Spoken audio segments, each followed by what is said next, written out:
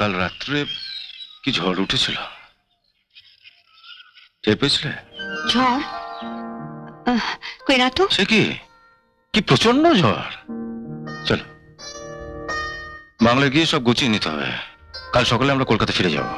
কালই? কলকাতা ফিরে গিয়ে অফিসে একটা পার্টি দেবো। কিসের পার্টি? পরশু আমার জন্মদিন, সেদিন অফিসে ছুটি, তাই ভাবছি পার্টিটা অফিসেই দেবো।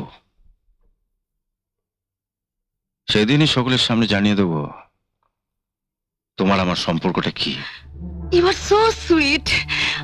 আমার যে কি মজা লাগছে। মজার আজকে কি ডার্লিং, আসল মজা তো পরশু।